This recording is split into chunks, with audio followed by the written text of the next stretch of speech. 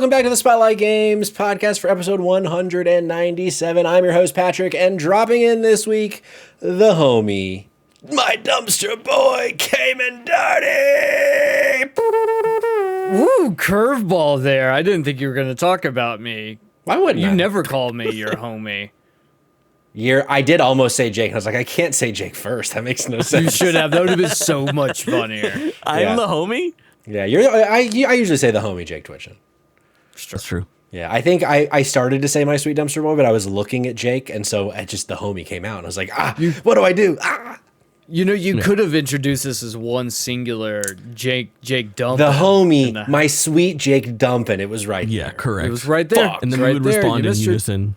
Right. Do we start over?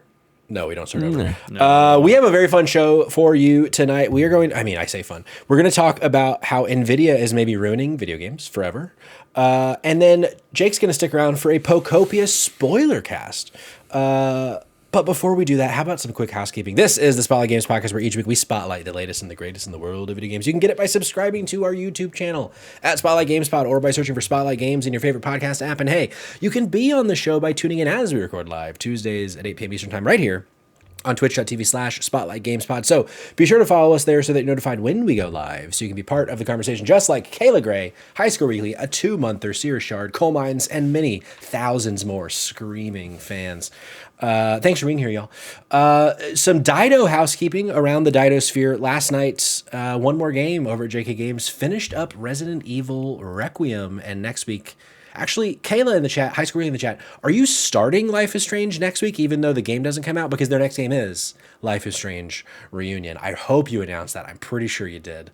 Otherwise, the scoop is here. Exclusive here on Spotlight Games.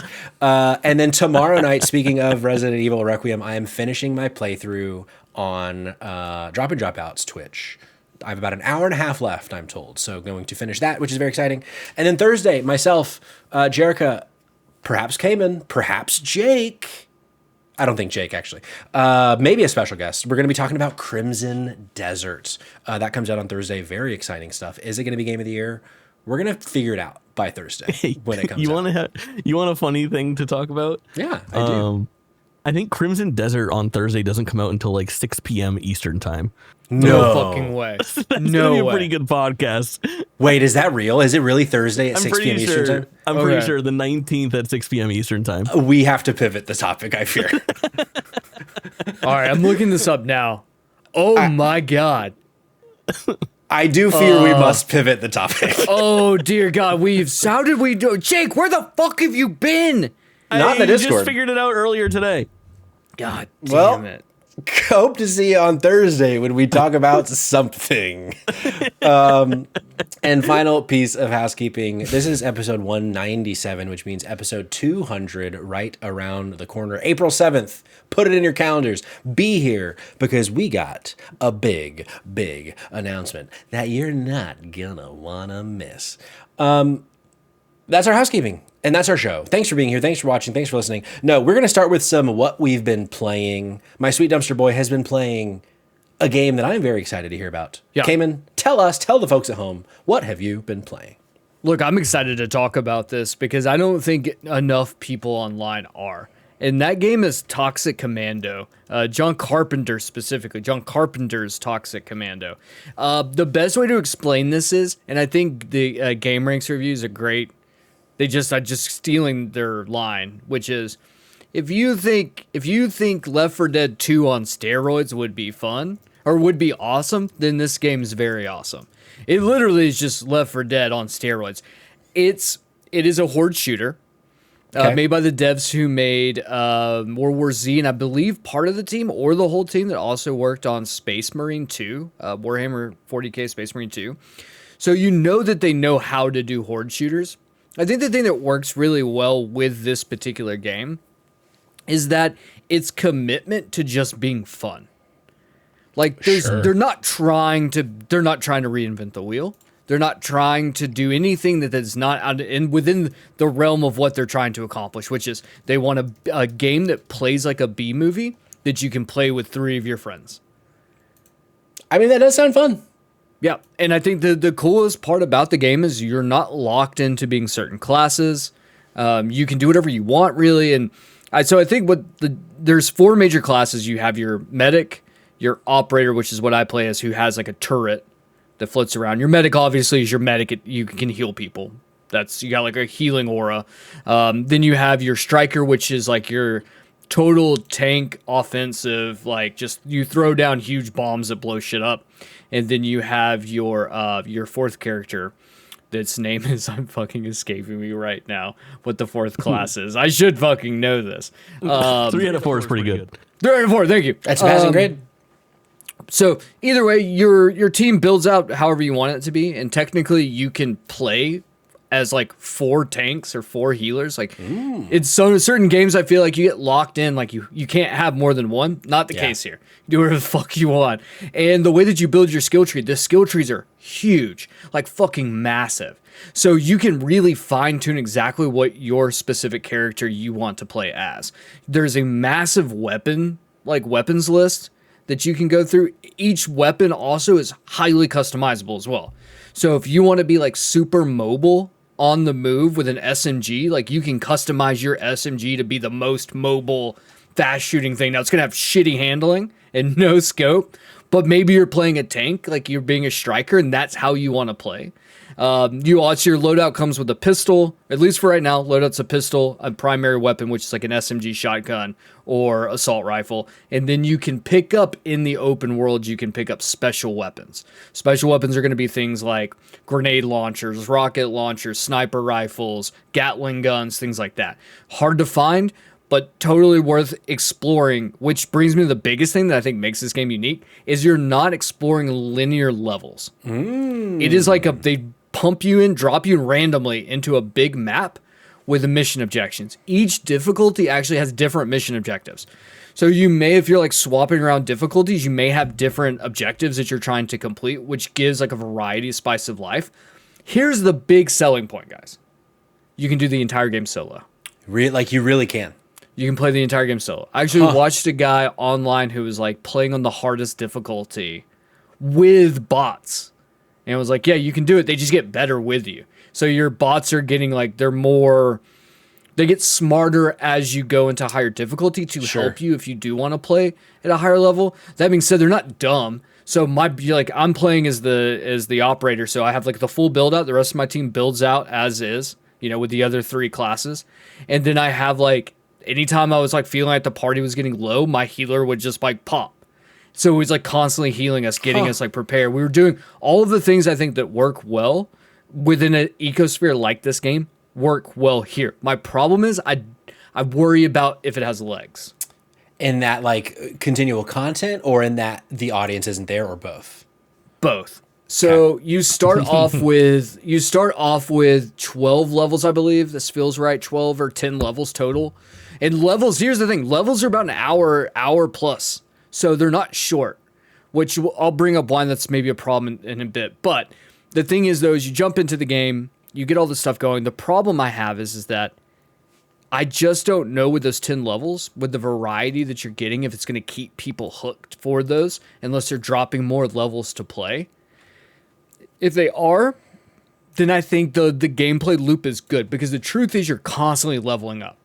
Even if you can't beat the level and you die, then you still get points. Okay. So it's not like a lost cause. So you're in that like dopamine drip of like prestiging weapons and unlocking new weapons and getting better stuff and getting new cosmetics and all these things. That like loop does work, and it is a dopamine drip. The problem is I just don't know how long that's going to last past, 6 months. You may not, I may not come back to this game again. Yeah. I will say $40. So that's enticing. Yeah, that's enticing, right? I have a few questions. You say it's missions based. So is it like this one is you need to escape the factory, and in order to do that, you have to turn on 3 turbines? Is it like that kind of like mission structure? Yeah, similar. So one of I'll give you an example. One of the very first missions you do after you get through the tutorial, which you can actually go back and replay that as an actual mission, nice. And they change all the stuff in it. It's fucking cool as hell. Really cool little thing. Either the first one is you got to go and basically destroy all these nodes so that you can then clear up generators so that you can get to and open a gate that gets you into a church with a bunch of survivors. Then you have to defend the church. The thing is, that's like the only mission that was like that. There were other missions where it was like, we're going to dump you. The finale was like dumping you in the middle. You have to protect this one truck, but we're going to give you mortars and let you blow. And you're just blowing thousands of zombies up at a time because there's thousands on screen at any point. Nice. Technically, runs really well too. So I know this is like a Left 4 Dead like, but is this the one that was made by the World War Z people? correct. Yes. So the zombies that you're fighting in this game, are there different types? Like Yes. like the big guy in Left 4 Dead, or like So there's got liquors what are in those there? things? So there's a lot of variants in zombies. You have like your base level zombies that are just kind of, cannon fodder.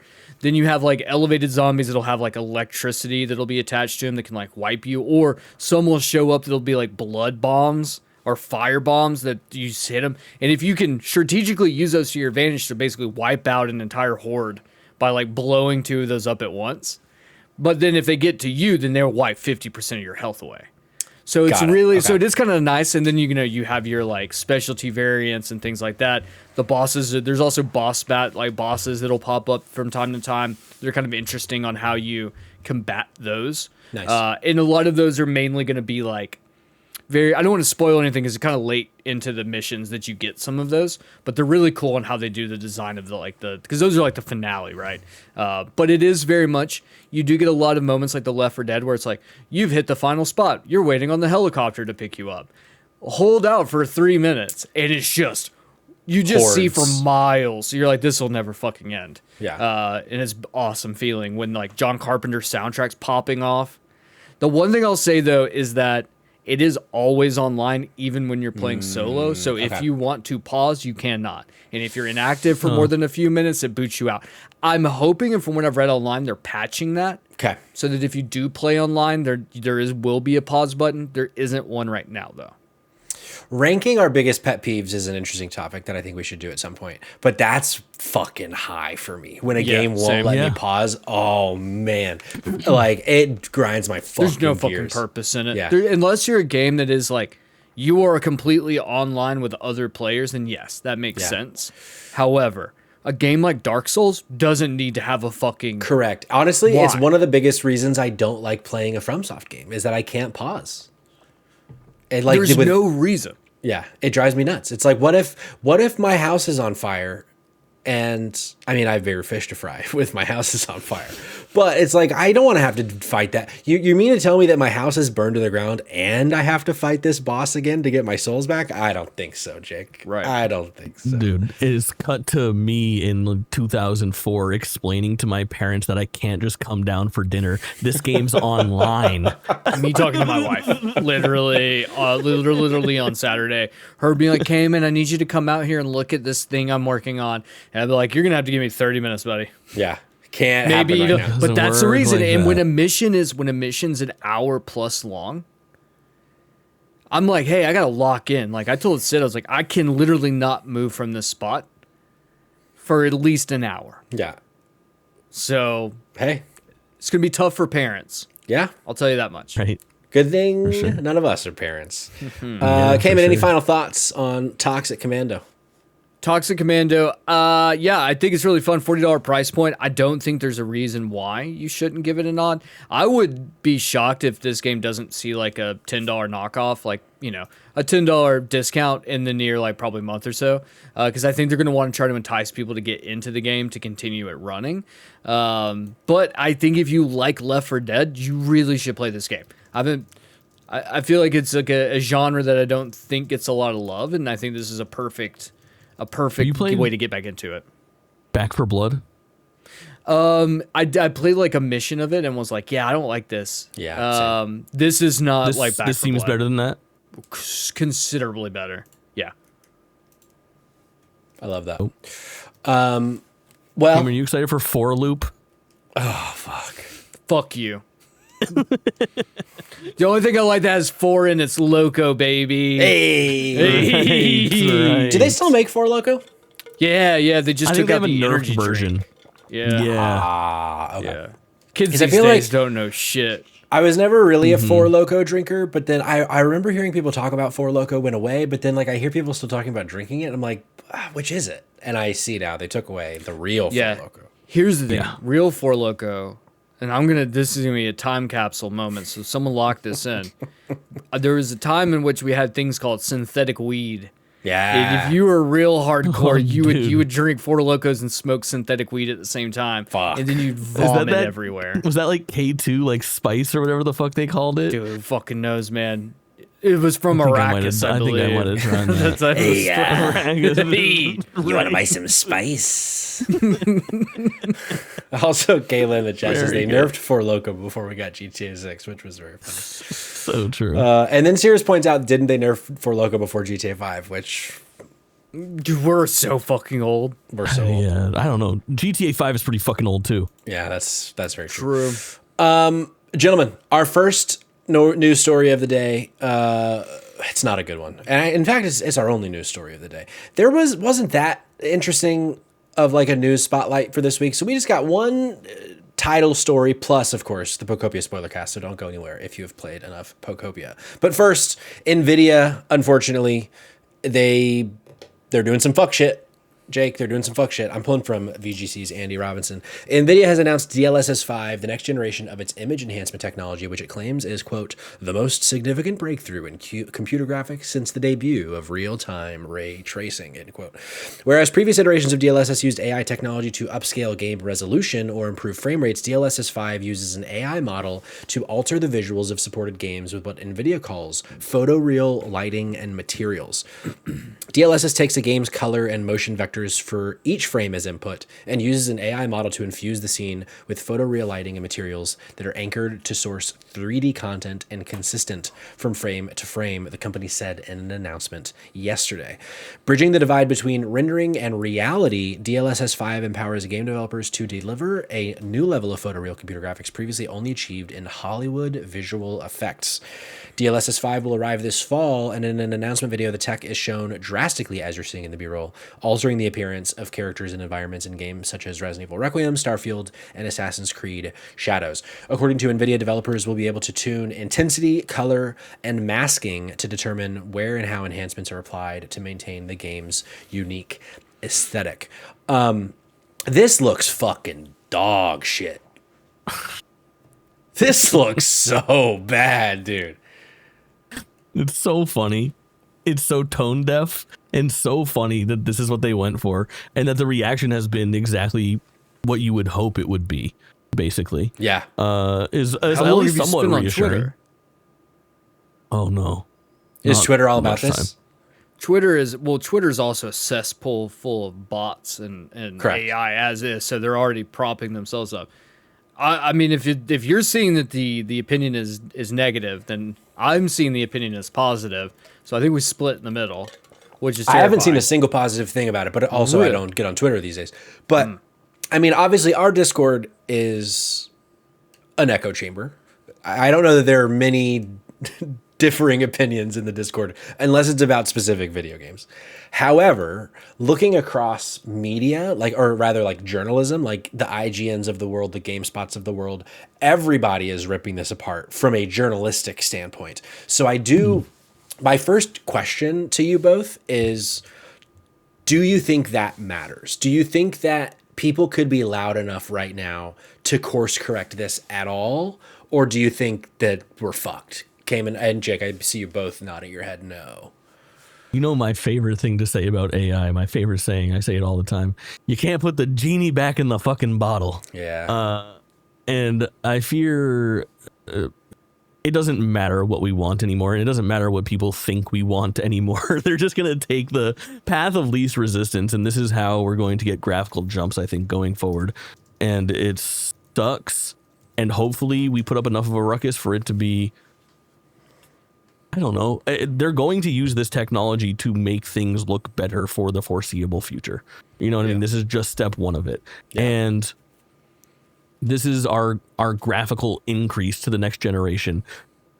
I think if the message is at least make it look fucking real, don't let my body dysmorphia get even worse because I played Resident Evil 9 with fucking DLSS 5 on. You know, can we at least have these people not look like fucking Snapchat or TikTok filters I'm seeing in the chat. Yeah. I hope so. If we can get to that point, maybe that's a happy medium right now, but I know that's not an ideal circumstance, but I think that's the reality of the world we're living in. Follow-up question.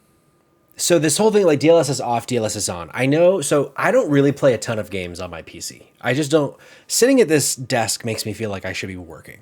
So I don't really play on the PC as much as I should. Every now and then I will, but so like the only DLSS that I'm really ever playing with is like on the PlayStation, on the Xbox, whatever. Is it, with the way that DLSS work, like I understand the way that it works, but if there are enough people that are just saying, okay, well, fuck it, I'm just going to have it off. Like, will the game suffer so much that people will be forced to have it on?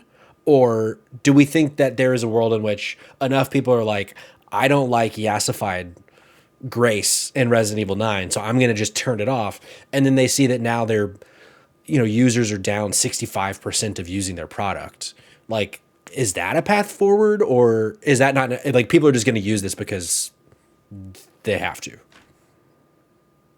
think PC gaming is maybe interesting, but I think the vast majority of fucking people, this is our echo chamber, it's our little circle, it's our fucking small sample size of people that are actually going and tinkering with settings. Like, most people just fucking turn game on and play and then don't realize that they were playing on 30 frames per second on like medium settings, I think there's a fair amount of people that will have this defaulted on in the future when they have a computer that can run it or functions with it. Yeah. And we'll never know. And I don't think that the amount of people that will actually turn it off will move the needle in any meaningful way. Kim, what do you think? Okay, so a couple things here. First is, I do worry that there's a world in which we stop getting games that are trying to be graphically good. They're just going to rely on this to fix their blemishes. So that is something that I don't think anyone's really brought up to this point. I have a larger point that I'm going to make later that I think is really, really important here. But I think ultimately, one, I don't think that anyone's going to be able to afford to even use this. Because the specs that you have to be able to pull off the level of DLSS 5 is like, this is like a $6,000 PC. Sure. So like first things first for now, but that's the problem though. That $6,000 PC is $6,000 right now. It's going to be $12,000 in a year. So what I'm worried is going to happen is, because of AI, because of this drive, because of all of these things, this is just going to increase. We're essentially going to potentially get to a world in which if you want to play video games, you have to be ultra wealthy. Or you're going to play slop. Sure. You get slop, or you can, so like, I feel like the thing is as of right now, someone in chat is going to say, well, Dumpster Boy, you're fucking stupid. Paying on the PC is the best thing in the world. To which I'm like, cool, whatever. You got a couple more pixels on that thing, you fucking nerd? Like, love that for you. But the truth is, like, not everyone gives a shit. I'll tell you my favorite story. I'll tell you my favorite story was this dude on Reddit who was like, I get physically ill if a game plays under 200 frames per second. My eyes bleed. I get physically nauseous and I throw up on myself if a game is beneath 200 frames per second. Yeah, that guy has sex all the time. Which, here's the thing. The human brain cannot compute in real time more than 80 frames per second. So, like, there is a problem there that I have. That, like, yes, one, there's a group of people, to Jake's point, that'll never turn this shit off. And if they do, they vomit on themselves because of how bad everything is. They can't walk out into the real world without vomiting on themselves. Just the fucking people on Twitter right now who are like, oh man, but yeah, do you see this picture of Assassin's Creed? I can't wait till we can get to a point where people are like, lighting is like, look at the lighting. This is not an artistic choice. It's just shitty graphics. And I'm like, hold on a second. Have you walked outside? Obviously, you haven't touched grass because grass doesn't look like that. Sure. That's like if you have all of the ray tracing particle effects hitting from every fucking angle, you fucking neckbeard. I hate these people. Yeah. First time chatter, Frozen Walkway saying that's not true at all. I believe he's referring, or they, I don't know their gender. They're referring to the 80 frames per second claim, I believe is what they're saying. Peter Jackson once said, I'm just kidding. Well, then tell me, is 200 frames per second, do you vomit on yourself? If you see something under. So, moving past that, I think the other thing, and I'll shut up for a minute, I think the other thing too is just the part of like, artistic integrity is ruined when you slap a fucking filter on top of it. That because you're making something new from that. So then I have a lot of issues with this because people are like, no, it's just lighting. And I'm sorry, it's not just lighting. Look at it. Yeah. There are things that are being added in that's not real. So it's adjusting, right? And that's what AI does. It adjusts. It adds things in to fill those gaps, right? So my thing here though is like, one, I feel like we're impacting the artistic integrity of what's being made, but two, now we start to get into a world which, as AI tends to do, it pulls from things it already knows and then applies those to things. So what's going to happen is Leon is all of a sudden going to start looking like Charles, your fucking next door neighbor. And Charles, you're like, okay, whoa, hold on a second. That looks just like this guy. Yeah. But this is a real person. Well, then let's talk about a game like, let's say, we slap a filter onto Cyberpunk. Billion NPCs in Cyberpunk. Well, now your next door neighbor Charles and your next door neighbor Karen on both sides of you are in Cyberpunk. And because it's Cyberpunk, we got dicks hanging out everywhere. Now, as someone who says, I'm not a gamer, what the fuck? That's my face on a body and my penis is flopping around. Now we're starting to run into some really fucking scary territory where like, we're getting into a really weird, murky gray zone that I don't think anyone expected us to get into, at least this soon in human civilization. Yeah, and as Jake has said so often, we're not putting that genie back in the bottle. No. I do, for me, it's like, I will be shocked if, I mean, it's going to happen, but I'll be shocked if someone like Capcom is like Fringe Dip in the chat, all the work that artists put into these games and someone smears fucking Vaseline all over the lens. It's like you spend all this time and money and then they just throw a filter on it to like make the blacks look worse and everything just like grayer all over. And it's like, what's just so that Grace now has like a sparkle in her eye, like she's on Snapchat. I just doesn't make sense to me. Sparkle in her eye. Okay, well, we lost him, folks. I am curious. Put my face on Grace and take off her clothing. I am curious if either of you know. So earlier, and Cirrus and whoever else chimed in, feel free to write out your response. But they were saying that what they have explained today is not DLSS. And that is when my knowledge hits a brick wall. I don't understand what that means. Do either of you know what they mean by that? What they're showing today is not actually DLSS? No. Great. Because I certainly don't. What do you think? I'm educated on this subject? Sure. Are we running the news here? No, we're not running the news here. I guess I just, call me an idiot, which I call myself all the time, is that they call it DLSS. I assume it's DLSS, but okay. Sirius says DLSS is machine learned trained upscaling. This Gen AI slap on top of that isn't doing any fucking upscaling. I see. So it's a filter and that it's not that it's actually doing the upscaling. I see. Okay. Patrick, can I interject for a second? Yes, of course you can. I want, and someone get ready for the button on this because I really need this solidified in like history. Okay. Back in the 1990s, some of you, hopefully most of our audience is probably middle-aged men, so you'll remember this.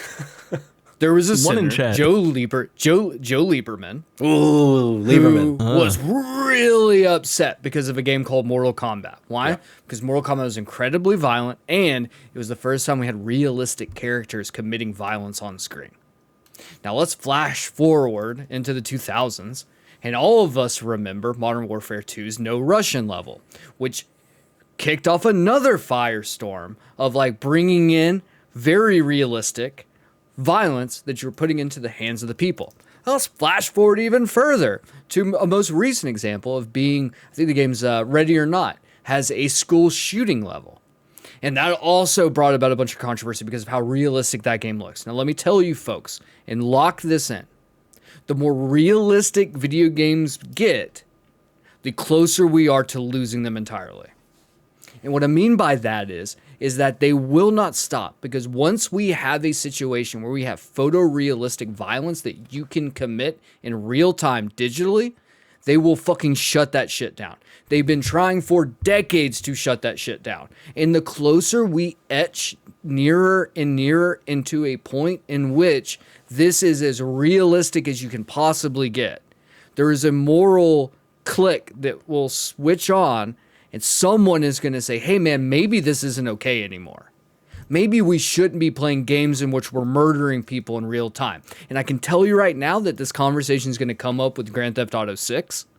It'll be in the fucking news every day for months. And there's going to be a school shooting or something, and that kid would have played Grand Theft Auto 6, and that'll bring it all back around. Now, imagine in which everything you're seeing on screen is just like you see outside your door. Except this time you have a gun and you can murder someone. Sure. That they will shut it down. It will be shut down. So I love the idea that human brain wants to keep pushing us further into a direction, but sometimes we need to stop, just like Jurassic Park, and think, should we fucking do this? And I'm sorry, I think that where we are right now, and you can shit all over me if you want, I think we can stop. We're good enough. Yeah. We're hitting Uncanny Valley, and once we hit that spot and we can't go back any further, because in video games you can't go back, we're fucked. We're royally fucked. If AI in video games goes the way of now we're questioning whether Netanyahu is alive or if all the recent videos of him are just AI, if video games get to that point, then there will certainly be a problem. I agree. I think Cayman's right, but I think that we're at that point and we're not stopping. Like, this might be the crossroads. This might be that point where we were supposed to say, hey, everybody unanimously said stop this, but I think that was probably a couple of years ago. Yeah. Do you guys remember in 2004 when Joe Lieberman ran for president because he said he had Joe Mentum? Ooh, that's really good. You know, I met Joe Lieberman once. Did you really? Yeah, he was a fucking dick too. I was like, really? He was in town, like, doing something with when I worked at the old folks home, and he was like meeting the old folks there, was talking to them, and I was like, hey man, and I was like, hey, blah blah blah. I remember, and he was just like looked at me and was like, ugh, whatever, and just like, well, fuck you, Joe. Sounds like he didn't have the Joe Mentum. He did not have the Joe Mentum. Yeah, I'm so interested to see where this goes because it just. When I saw the video yesterday, I was just like, it felt like such an L. It felt like this is like, man, we are going down a path that I was afraid of, and it seems like we're a lot closer to that path now. Because, you know, NVIDIA is the top of the food chain with this shit. $1 trillion company. Yeah. Any last thoughts on the NVIDIA nonsense before we talk Pokopia? Talk something happy? Fuck billionaires, fuck AI, fuck ICE. What else do I hate right now? I don't know. Fuck the Patriots. Hey, that's it. I'm fuck out. the Patriots. I'm out, bitches. You guys enjoy Pokopia. I'll see you later. Bye, dumpster boy. See you, dude. And look at us, just me and the homie JT. Jake. Hey, what do you say? What do you say we talk a little Pokopia? I'm going to put up the spoilers. Pokemon do you think would sound like this? No, like this? Yeah. I think maybe Mr. Mime. I think this is the Mr. Mime voice right Mime here. Is inspired. I was thinking like a fucking Nido King, like a real shady Nido King. Nido King is very scary. Good. That's a scary guy. Friendship says he came and went. Very good. That's very good. That's pretty good. I am not putting up Pokopia spoilers yet, but I will when it gets to a point where like we are really talking spoilers, because we figured the way that we want to do this. We talked about Pokopia last week or a week and a half ago on Drop In, Drop Out. Talked a little bit about it last week on Spotlight, but I think we want to talk kind of like chronologically through the game. So it's basically like if we start talking about an area that you have not gotten to, then maybe you want to drop out. But I think for now, not spoiler, we're not going to just dive into the deep end about the meta We're story. going to fold so fast, though. We probably will. And when we do, we'll make sure that we let you know. So you don't have to run away now if you're afraid of spoilers. But yeah, so Jake, let's start this conversation with Friendship in the chat says, did you boys roll credits? We both did. How many hours roughly did you play? And do you want to give Pokopia a full review score now that we have hit credits? I can do it. I think I'm around like 35, 34 hours, 33 hours, early 30s for hours. And I know that I'm going to be on the faster side of things compared to most people because I beelined Pokopia in a pretty big way for reasons that we'll get, for lore reasons, of course, that we'll get to in the near future. But my time with Pokopia was nothing short of an absolute fucking delight. And truth be told, I haven't played it in about 4 days now since I hit the end game and discovered kind of what it is. And that's not a knock on it at all because I will be back for more. I just put it down for the time being. My initial rush of Pokopia and my time spent with it was so delightful, and it brought me back and hooked me in the way that very few games can, but Pokemon games often do, because despite it being so different, it did get its hooks in me in the same way that, like, at its core, only a creature collector can. Sure. Where there is something about getting all those little guys together and getting check marks on all of those little fucking boxes that just, oh my God, makes me feel like no other game can make me feel. But adding the mechanics of like creativity to a Pokemon game for basically the first time when it comes to like an open-ish area was something that I wasn't ready to click as hard as it clicked for me. I feel like my initial thoughts on this game were that, ooh, if this comes out and it's an 8, it's going to be really, really good for me in particular because it checks a lot of boxes for who I am as a gamer. And then it came out and it did that all better than I could have expected. I'm going like 9.5 on Pokopia. Like nearly a perfect fucking video game. Yeah. And I think that if they iron out a couple tiny things, which I think they have the capability to do as far as like quality of life stuff, and really deliver additional content after this game is released, like in the coming years, then this game could be easily like a 10 out of 10 and will go down as probably one of my favorite Pokemon games. Yeah. I think I'm really aligned pretty much down the board with you. A few different things though.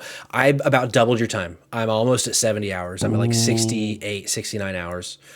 And of that time, I would say 20 hours maybe have been post credits. So it took me about 50-ish hours to roll credits, maybe like 55. And this is, I think, not even close my favorite Pokemon game I've ever played. And like, I historically do not love a survival game, but this is much more than just a survival game. But like the building your town, I've, fucked with in all sorts of ways with things like Animal Crossing, but just the way, like this one just is just built different. And like the way that, I think one of the things that I've always struggled with like a survival game specifically, or like a building crafting type game, is that the carrot is just never interesting enough to me. It's like a flavor I don't like. But the carrot of Pokopia, I thought was fucking perfect, of this sprinkling this narrative about this world that, it had the advantage of being a world that we knew, not a new, if I do think, not getting into spoilers, if you take the Pokemon IP out of this game, it probably loses a couple points for me, because I do think that is a big reason why I kept around, is like, oh, I want to fucking find Charizard. I want to find fucking Nidoking, whatever. But I think it is just this game. What I wasn't expecting from this game is how much heart is in it. And that by the time credits rolled, I was like, the fucking guys did it. They made me feel something about a Pokemon story. And I feel like that is such a big step forward for this franchise, in that for so long with Pokemon, I just haven't cared about the story at all because I mean, it's just always like the same thing with just a couple, maybe it's a different font, maybe it's italicized instead of bolded, whatever, but it's basically always the same thing. And this is nothing like a Pokemon story we've ever been told before. And yeah, I agree with you of like slowly learning things and slowly finding new Pokemon and figuring out, okay, what are we doing in these environments? How do you make a habitat?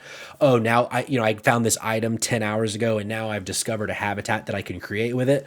Let's go get it out of storage. Let's go build it. And it's like, there's just always, it's not even like the carrot analogy or metaphor. It's not even that like I love the taste of the carrot. It's that there are so many carrots all over the place that I want to be fucking eating. And it's like, I'm so impressed. And High School Weekly just in the chat right now, I have to know the history of the devs on this. Someone at a high level is actually smart and was allowed to implement their vision, LOL. I want to hear about the pitch of this game and like how this game came to be, because it feels like you've played so much more Pokemon than me. Like I know I've played several of them. I've known the IP for a long time, but this feels like such a unique thing that I feel like no one could have ever seen coming from Pokemon. Would you agree with that? Yeah. Yeah, to a certain extent. I think that like at its initial pitch, it must seem wild. But then when you think about it on paper, it is very conducive to a game like this. And the history of these developers is Dragon Quest Builders 1 and 2. And it is those devs. Yeah. And if you're talking about like when you said if it wasn't for this IP, I would drop another couple points. I think that's exactly right. And I'm a Dragon Quest fan, and Dragon Quest Builders doesn't do it for me. But they were the ones to implement this. Like, I'm interested to. I would like to go back and see with Dragon Quest Builders 1 what the initial pitch was, because this was just Dragon Quest Builders with Pokemon. Okay. So it doesn't get a ton of points for originality. There are things that are implemented like these environments that and how you interact with like the Pokemon and collect them that are very Pokemon about it. But at its core for systems, it is Dragon Quest Builders. But when they first made that, was the idea, let's make an RPG and then add the building element, or let's add a building game and then put an RPG on top of it? Because it's that part that is so magical to me. It's that combination of the two. And I think Pokemon is, again, way more conducive in this situation. But I don't know. I think the pitch meeting would be very, very interesting. They have to be satisfied with how it came out. The results are absolutely insane. It's selling copies like it's going out of fucking style. Oh, yeah. If we did a news spotlight, one of the stores, I think it sold like 2.2 million in its first weekend, which it's already like the 6th best selling Pokemon spinoff. And the best one is like Mystery Dungeon something with like 5 million. So it's like, this is going to be the best selling Pokemon spinoff by at least 10 million by the time it's done. It's doing the thing that happened in 2020 with like PlayStation 5 and Xbox Series X, or not 2020, it was probably 2021 or 2.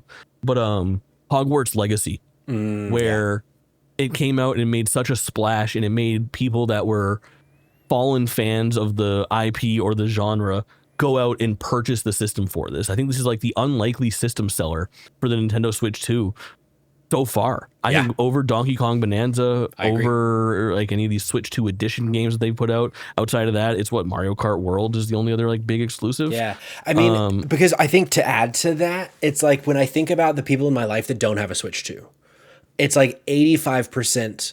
It's the people that got a Switch 1 either during COVID, or it's the kind of gamer that they'll eventually get a Switch because they want to play Mario Kart, and it's been like 7 years and now they have like 15 games that they know that they'll love that they can get. But probably they're just going to play Smash, Mario Kart, maybe a Mario Party, and maybe a Zelda. Like that gamer.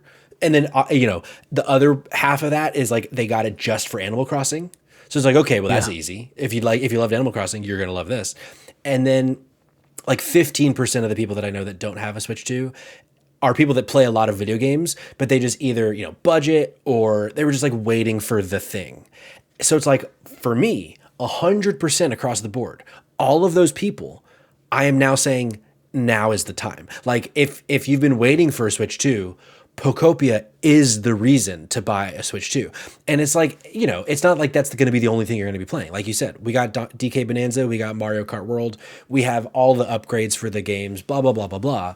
But I mean, Pokopia alone, like if Switch 2 launched with Pokopia, dude, easily the best launch game that I could have ever thought of. Like just the depth of this game.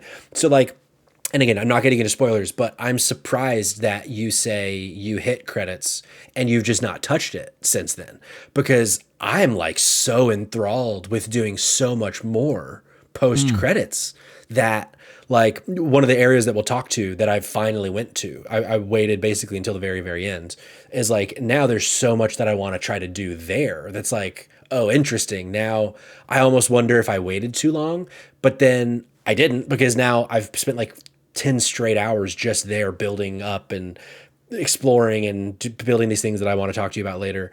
But yeah, man, this game, I'm continually so impressed by it ultimately. But I would agree with you 9.5. And I do think if we get to a point where they're adding in new content, because like so far I realize Hip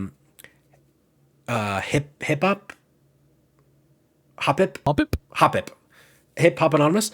Right. Hop is a seasonal thing. I didn't realize that. A lot of people might already know that, but I just learned that yesterday. It's like, why all of a sudden, like I had the Pokemon Center and I had my Pokemon were in there selling things, and then all of a sudden it's Hop and I can't do anything other than buy with the cotton weeds or whatever. And then I realized, oh, it's like a spring event. And then eventually it'll be something different with like different themed items. So it's like that we already know they're doing that, but it's like, are we going to get another environment? Are we going to get some storyline, some story thread that they add in? I'm very interested. We can save that for the very end of the conversation. But before I jump into like first habitat or first domain, any other initial thoughts that you want to get off? Yeah, I got a question for you. Where's your 0.5 knocked from? I think like for me, the part that I do miss from this is I thought like the way that they tell the story was so well done, but it's the kind of thing where there are notes that I have now found after the credits that I'm like, I would have really loved to have found that one before the credits. I had pieced together, I'll say 90% of the story by the time I hit credits. But there were a few things like, that would have been a better reveal if I happened to find it sooner. So like that's one part of it. I think there's also a few quality of like, comparing it to like Animal Crossing, the quality of life improvements are immaculate. Like there's so much that this game does. And there's a thing that you unlock after the game, and I will speak very broadly, that makes things like laying down tiles easier and quicker. That I think that's like one example, but I think there are things like that of like throughout the game leading to finishing it, there were little things with like either the way that certain Pokemon would act or like being unable to find them, just like little things that would like every now and then, it's like, I feel like I'm trying to find a Pokemon that can build. And every time I specifically am looking for a Pokemon that builds, they are nowhere. And so like, there are little things like that just kind of would add up over my 65 hours with the game, where that eventually is like, okay, there are enough little things that are grinding my gears enough that this isn't like a solid 10, but it's pretty fucking close, honestly. There's so many moments with like the builder thing where I needed a builder and then I interrupt them, or they weren't at the site, but they were like actively, like their presence was working on something being built, and I made them build something else and it stopped progress there and I didn't need it. It felt like a lot of times when I was playing the game, like it was just like held together with fucking like gum and popsicle sticks. Like I was like kept waiting for things to break, and somehow they would more often than not just come through and work. And then every once in a while I'm like, I don't know why this Pokemon isn't here. I'm just going to leave this area and come back to this area and hope that fixes things. And usually it does. I think my issue is, my issues aren't with like the lore or the story or the anything of that nature. I think they nail it. But Mine is mostly quality of life stuff, and I think you go directly to like Animal Crossing as far as a comparison, which is just like rock bottom of quality of life and shit like that. Whereas I think I play a decent amount of like survival and crafting games low key, and I really do enjoy the genre outside of the fact that like the ones that are hardcore don't appeal to me in theme. I love a good like Stardew. I love a good Minecraft. I love some of these games that I've played that have their inventory systems and sorting systems and chest and crafting systems sorted out in a way that makes it a lot easier. There was a point in this game where I was like, okay, let me figure out my storage solution maybe 15 hours in, where I was like, okay, this is a fucking mess. Let me like actually get my shit together. I'm going to build a couple chests and they're going to be all around this like one area. And I'll put this stuff in this chest and this stuff on this page. And the game just fucking refuses to play nice with like sorting your shit into those boxes, where it will not register if it already exists on a further page, only if it's on that first page when you're doing like the auto dump on top of like stacks that already exist. Yeah. Which really pisses me off bad. So if I don't remember to like test dump that thing into page 1 and 2 and I go to the next chest, then I'm going to have a blank spot. It's nitpicky, but it was enough to really piss me off to the point of at a certain point in the game, halfway through my playtime, maybe 17 or 18 hours in, I was like, okay, I'm just going to carry everything that I want. Everything that I need, I just kept on me. I always bought those upgrades for my inventory as soon as once you get possible. it, you got to, And I was like, okay, well, I'm just always going to have wood on me. I'm just going to always have logs. I'm just always have fucking lumber. Like, there's no point in even putting this shit away unless I have like a back stock of it. And that, again, at this point, it's spread out. Like, I got a fucking pretty well put together base in like area 1 and area 3, but area 2 doesn't have that much. But I think I dumped that shit in area 2's fucking chest. Where was that statue that I had made? The storage is a that mess. I didn't need? Fucking sucks, and it pisses me off. And it's like almost enough like they do so much right that it makes the stuff like Animal Crossing, it's tough to get mad about one thing in particular because they're fucking you 6 ways to Tuesday. Like, there's always like a different way that shit is going poorly. Whereas this, everything works so decently that when there is a big issue, it sticks out like a sore thumb. And that definitely rubs me the wrong way sometimes with like in-game systems and organization. Very much agree. I'm surprised I didn't think of that. But so I had a moment like 40 hours in, like I was in the 4th area, fastly approaching the end of the game. And I was like, you know what? I see a future in which I put a lot of time into this final 4th area. It was like 1 a.m. And I'm like, I'm just going to spend an hour to bring every single item from every storage box and all my other areas to this one and sort them. So it's like I have one for my toys, I have one for my decorations, I have one for my like squares of tile, like ground stuff, wall stuff. I have one for the special like items that you get from the light spots in the ground. Like I had so many different boxes of things. And then I quickly realized that I could never find anything because it's like, what is a decoration? What is a toy? What is this and what is that? And so then it was like, I spent like an hour and a half, what I thought was organizing my shit, to then realize I just spent an hour and a half completely breaking my system in a way that took me like 3 more hours to fix again. But essentially I kind of did what you did, where basically 2.5 to 3 pages are static for me. And it is basically every material in the game that I will ever build with. It's the twine, it's the glass, it's the garbage, it's like, it's all of it. And then, so I'm constantly jockeying that like last page and a half of things that I pick up to either give to the Pokemon to improve their environment or whatever. Now that I'm starting to actually like build out my houses and decorate them, it's like, okay, it's annoying, but I found like, okay, if I'm going to be doing decorating, I need to like kind of have the vision first, get as many of the things as I can fit, and then go like place them. But it's like, do I have anything else that would fit this? Then I got to leave and I got to go find the thing. And it's like, so yeah, I agree. And I do expect, it seems like they tried to implement a fix or like an option where there's that, like that one kind of Pokemon that is basically like your storage. You can like check it, but I just never found that to be helpful or useful.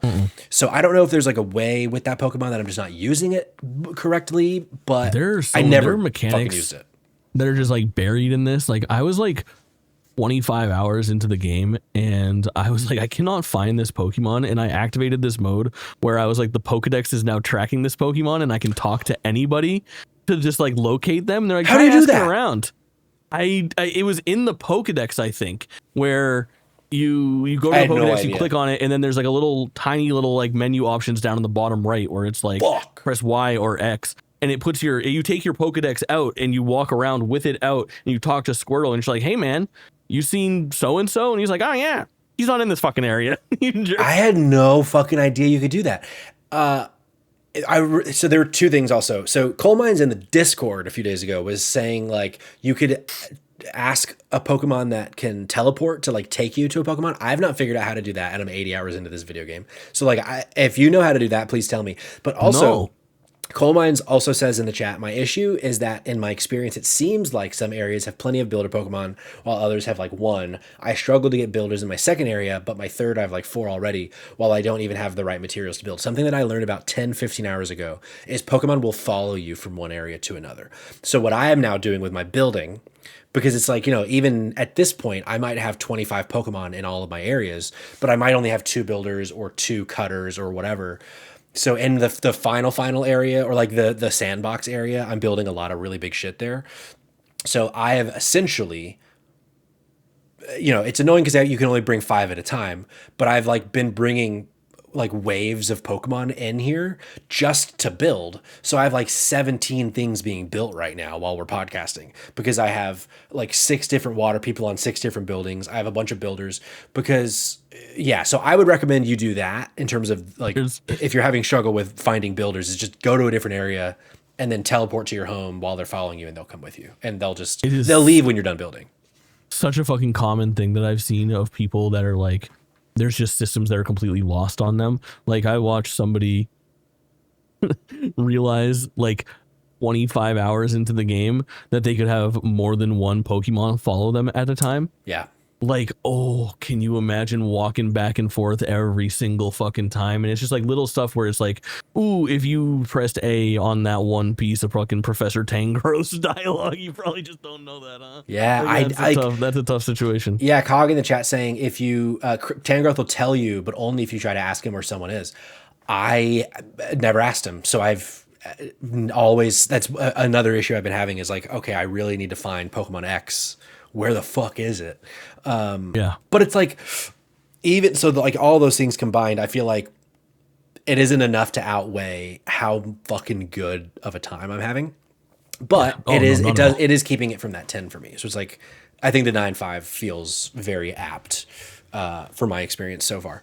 All right, Jake, first area. I feel like we talked a good least interesting. I would agree. Least interesting. It's where I spent the first 20 hours of my game, but since then I really only ever go back for the mysterious slate of it all, and that's like the only thing I really go back there for. At some point, I'll probably start trying to build it out again, but definitely I would agree my least favorite area. I ended up going back there a lot just because it was the place that I like carved out and made the most paths when I was playing through. Sure. And because I had, to me, it was just like an easier understanding of like, oh, I can just ask Charmander to do that. Because when I think fire Pokemon, I think Charmander. Yeah. And I remember Scyther can take care of my fucking wood. So like when I was doing kind of grindier end game things where I need like 50 pieces of lumber, I was like, I'm just going to go back to the first area and give Scyther all this shit and I'll be back in fucking whenever. And then I would just kind of do my rounds and pick up my shit from them. So I did use I think maybe an interesting conversation to have without being spoilerific is how much time, like percentage, do you think you put in to each of the, well, I guess maybe talk about how many areas there are. It could be a spoiler too. We can skip that. First area though, I think is generally very, very good. And it is the place that I think I will go back to. Maybe not the most, but the second most. I'm fond of that area once you finish its objective, especially. Which one? Sorry, I got distracted by first area. First area, yeah. No, I did find myself going back a fair amount because when you brought up, I was like, oh yeah, I did. I kept going to Charmeleon for the bricks. I kept going to scyther for the lumber, etc. So that I agree with. And then also there's the tower there, which is like one of the main quests. So like I would go back to fill that quest out. And then, you know, going from, before I realized I could teleport, going from one area to the next. But Coal Mines in the chat said, I'm so interested in the mysterious slate shit, but I'm getting them so slowly, like 6 of them after 20 hours. I don't know exactly how many there are. My guess is that there's probably like 30 or 35-ish, but I just got my last one earlier today. But I would go on these like hunting missions where there is, you know, later in the game, I feel like in the trailers, we've all seen that you can eventually fly as Dragonite. I don't think that's a spoiler, and if it is, I apologize. I would go as high up as I could and just fucking fly around and just look for those little gold spouts out of the ground. Yeah. And I would go on like 30-minute hunts of just one area to the next. I just want to find as many of those as I can. And, you know, if you keep looking long enough, you will find a lot of mysterious slates. The thing that I'm surprised about is that in all of this time, even though I have finished that like little side quest, I've still not found all of the fossils. And I mean, at this point, I must have dug up 200 plus of these things, and I'm still missing like 2, like a lot of 2 of them. And I know some of them are specific to certain areas, but how far in did you get to the mysterious slate thing? And I want to circle back to that later. No, like you're not far at all. Oh, okay. Got it. It's interesting. It's very interesting. I know, I'm sure. Yeah. Okay, so second area. So we're leaving the first area into the second area. Well, your second area is up to interpretation. We're going to talk about the second and the third area, Yeah, essentially. that's right. That's right. Actually, before... Let me ask you... Yeah, go ahead. Okay, me then you. I gave you the advice. You were probably 20 hours into the game and still in the first area, and I told you should move on because you start to get some quality of life things and some stuff. Did you like that advice in retrospect? I did. I did like that advice. And I think so I went to the beach second, and then I went to the mines third. Me too. And I think I liked that order a lot as well. So as I alluded to earlier, I spent about 20-ish hours, maybe like 15 in the first area. And then I did about that much time again in the second area. I completely finished the second area's quest before even trying to go to the third. Maybe you have to do it that way. I have no idea. I don't know. But I really built that shit out and went all over the second area. I feel like I saw basically everything the second area had with the tools that I had. Fucking good. I love the second area so much. And that the second area has what I will be surprised if it's not my moment of the year. Same. Of the game. Yeah. So 2 things about this that I'd like to focus on. Not only how good second area is, but how only okay the third area is. I am very much in the opinion of the second area is the best in the game and the third area is the worst in the game. And I wonder what my experience would have been like if I had gone left instead of right first. Sure. Because it was at a point where I was like, okay, I got done this first area. Let's go see what's next. And I was so excited with what I found through my door. But would I have been that excited if I hadn't found that and instead I was in like the rocky area and doing like the lava shit, which is to me a less fun theme and vibe in general. Yeah. I'm going to start throwing up the Pokopia spoilers because I do think talking about these 2 areas, I do want to start tiptoeing into the story because I'm surprised to hear that you didn't love the Rocky Ridge area because that was a really cool moment for me too, like I said, spent a lot of time in the second area in the beach, in the bleak beach, and then going to Rocky Ridges. At first I was like, oh, this is like such a different vibe with the mines and, I saw the mine cart and like how much of the rails were gone. So one of the very first things I did was level up my area enough that I basically rebuilt the entire mine infrastructure so that that's smart. For the next I didn't do any of that. 10, 12 hours. So for the next 10, 12 hours, if I'm going to the museum, if I'm going to find the deep pits of the mines, I would go there with a mine cart and be there in 15 seconds. And so I feel like that might be a big difference for the 2 of us is that for me, I never struggled with traversal in that area, because the first thing I did was I was like, okay, this game is showing me that this is bigger than, because it's giving me for the first time, it's giving me an option of transportation. So it's like, okay, I will listen and build this so that I don't get frustrated, because it, you know, it took me a few hours to do that. And those few hours were rough, of like running all the way back into the fucking lava part of the mines to then build that part of it. And so that makes sense. Also, shout out Heroic Headgear with the raid. W Raiders, thanks for joining. Oh, we are talking Pokopia spoilers. We're in the second and third area, just as a heads up. Yeah, at the end, I was just gonna shout the craziest spoiler. Let's give them a chance to hit X. All right, they're good. At the end, Mewtwo's there. Who would have thought? Yeah. I think what I liked about going right and then left, 2 and then 3, in our definition of the areas here, was that I got the electricity tutorial, which I did implement in the third area as well, which made me feel good, because I liked that mechanic of like generating electricity. Me too. Which ended up, talking about spoilers, like the way that that's utilized for like one of the final mission type of things, I think is really fucking rad. I wasn't expecting them to ask that of me, and I ended up loving it.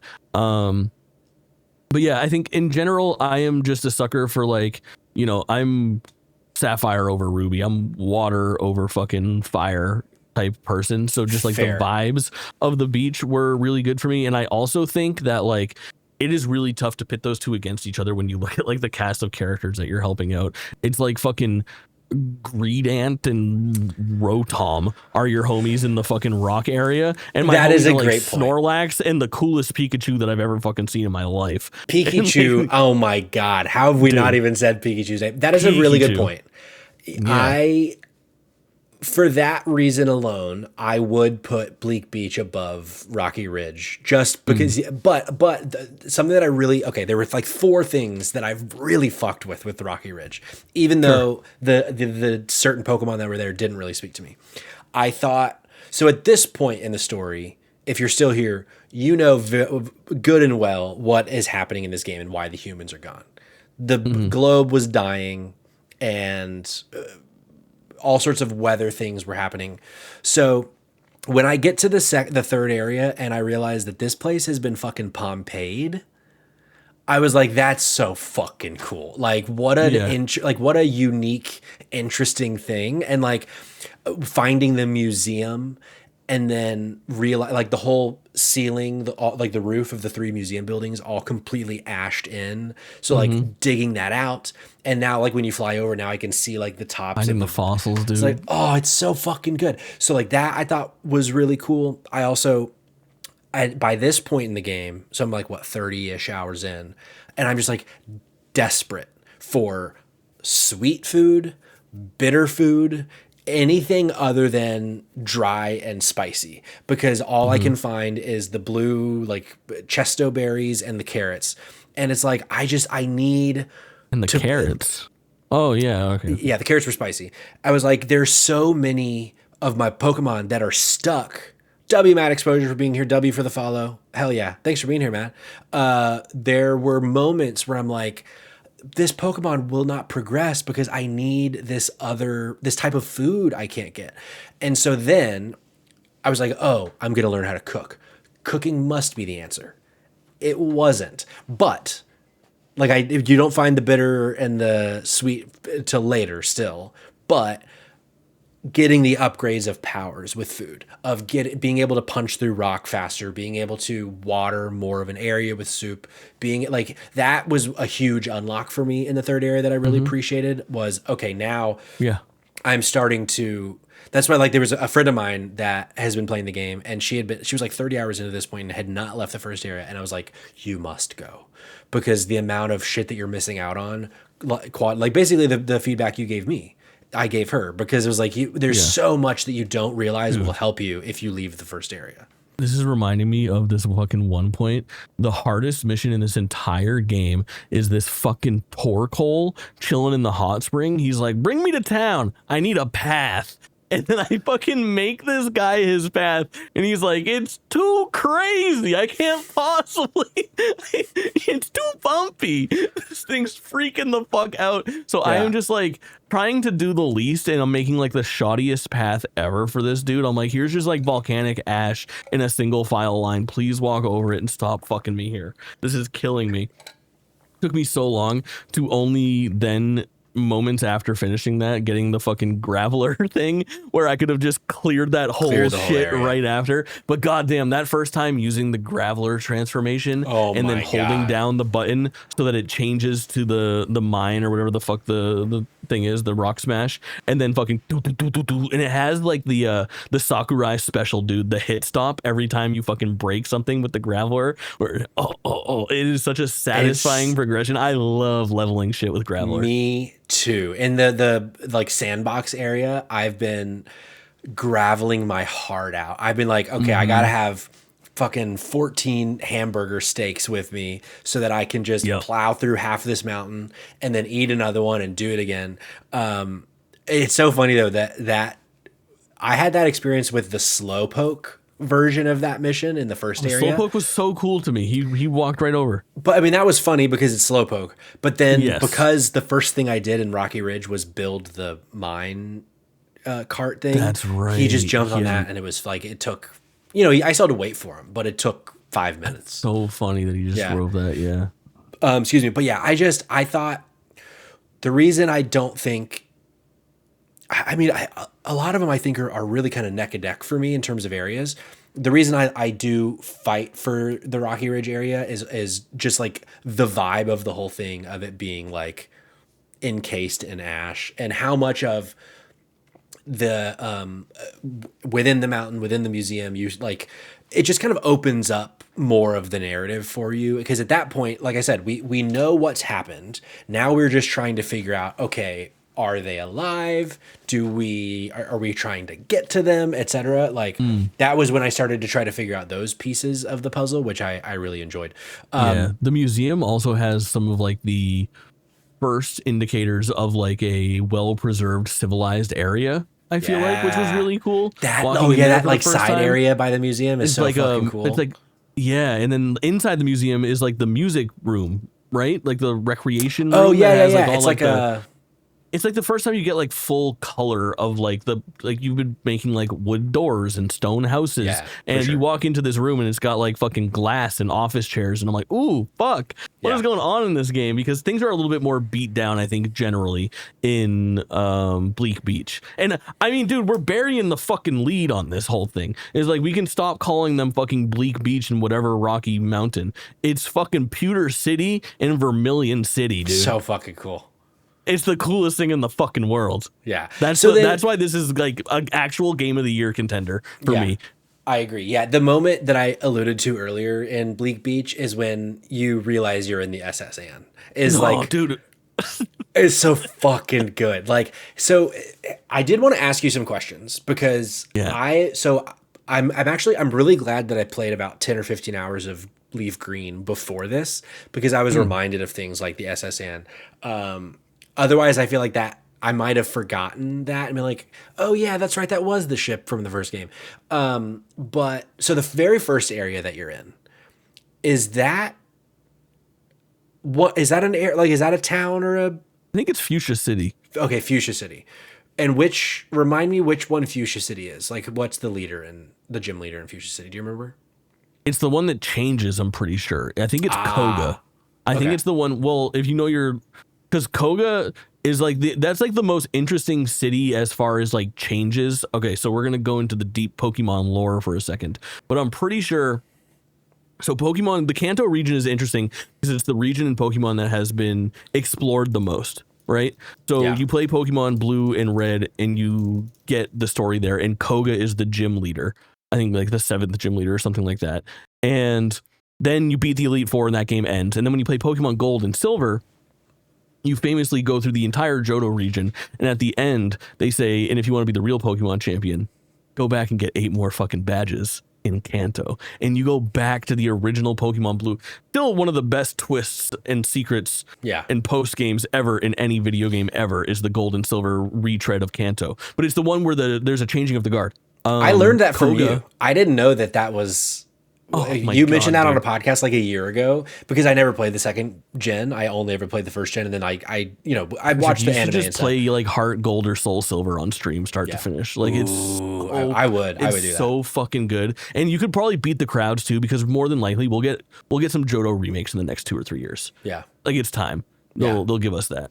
Either if it's like a digital like backwards compatibility thing, but if you just emulated and play those for the first time and got to experience, it's the coolest thing in the world is going back and seeing how things change. But to the point, to bring it full circle here, Fuchsia City is the one that has the biggest change because when you go back to Kanto, it's all the same people are the gym leaders for the most part. Like you go back and Brock is still running Pewter City and Misty's still running Cerulean or whatever fucking town she's from.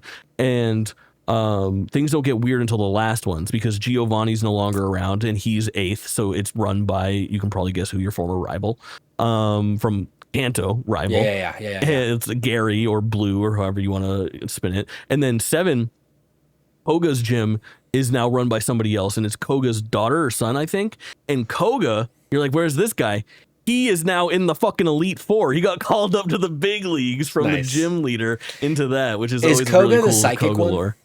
No, he's like a fucking fighting judo guy. Okay, got it. Yeah. Because so I would like to start talking about the 4th area, Skyward Sword, whatever that was, Skyland Reach or whatever. Skylanders, monsters Skylanders and giants, or whatever. Giants, right. So then, what is that supposed to be? What area is that in Kanto? Okay, so my best guess is Celadon City. Okay, but I think it might be like an amalgamation of multiple cities too, because I don't know. I should with like each of the floating Google, islands or whatever. Yes, I think that there are elements from both things because like I don't think the dojo and the department store were from the same city. And I think there's also the underground base, like the underground hideout maybe isn't in that city. There's discrepancies a little bit in that one in particular where I don't think that one is 1 for 1. I'm not sure. I'm going to Google it when you're talking next. Yeah, I really loved the 4th area from a exploring standpoint. Also, you have like basically all of the powers at that point. So it was really, that was when like earlier I was alluding to, okay, I was like, I feel like I'm going to be here a long time. So I went and I got all my shit. I brought it to Skyward Sword and what is that fucking place called? I need to know so that I want to know what to call it. But then it's called Sparkling Skylands. Skylands. I'm getting reports here that it is basically Celadon City with elements of Saffron City. Okay, got it. So I did struggle lore-wise here.